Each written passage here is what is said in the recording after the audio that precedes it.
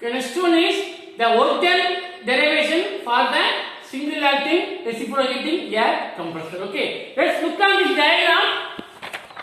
Okay, this is the diagram that we have already seen here. If you see here we have two stroke, suction stroke and compression stroke. If you look the diagram here, when the piston moves from top to bottom, let me assume that the datum value is 0. Okay, there is no clearance value, means okay. And what will happen when it is top position?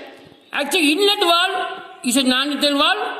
It is used to send the air filter via the atmospheric air, which is being sent to the cylinder. Okay. Similarly, we have got a storage tank also here. Okay. Here, when the piston moves from top to bottom, there will be increases in the volume. Similarly, again when the piston moving from BDC to TDC, volume will be decreasing, but at the same pressure will be increasing. Okay, these are I have clearly noted here.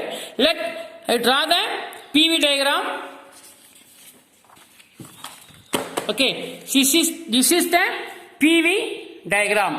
We see here we have got P1 up to 1, the actual piston moves from top to center to bottom to center. Here it moves from P1 at constant pressure process or isobaric process. Again, here air is compressed, that is 1 to 2. If you see the diagram, pressure is increasing from P1 to P2. That is, we can say PV power N is equal constant adiabatic compression. Again 2 to 1, that is delivery side. This is what? Delivery. Here, if you see the diagram here, again at constant pressure, it moves from 2 to this point, that is pressure P2. Okay, this is the delivery. Okay. From this diagram, let's find out the net work done. Okay. Normally in this diagram, if you see here, the work done area is, this I have marked in green. Okay, this is work done area. So we got to find out the work done for this area. Okay, what I am going to do here, I have taken V1 up to this V1, this point V2. Okay, now I write this equation. Now listen very carefully. Okay, work done. If you see the diagram here, you watch very carefully this equation here. The work done area is what? P1, then this point, this point. Okay, that is P1, P2, 2, this one, this P1. These are the area which we got to find out to get the work done. Okay, that is what? P1 to 1 to 2 to P2, P1. Okay, see the diagram? P1, here I got put P1, again 1, again 2, then P2, P1. These are the area which I got to find out. Okay, then work done. If you want to get this diagram, what we got to do? Consider this rectangle first. This rectangle plus this rectangle. Okay. Listen very, very carefully. If you see the diagram here, P2, 0, 0, A2, P2. We can consider this as a rectangular. Okay. I write this equation like what?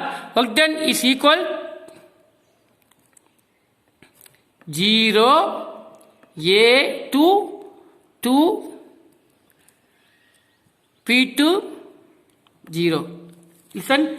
A0, A2, P2, again what? 0. First thing, okay. Plus, I put a plus this one. Next, second part is A2, 1, B, A. If you see the diagram here, first one is what?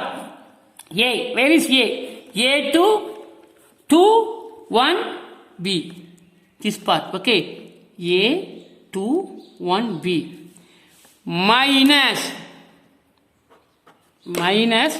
this part. This means what?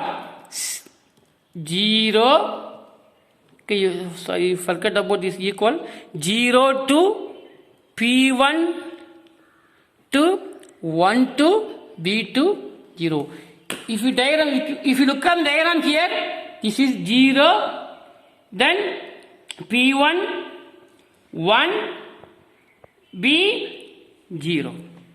Okay, this is the formula. So if you want to calculate the area of this for getting work done, this area, I tell you again very clearly, this area, I mark it as here.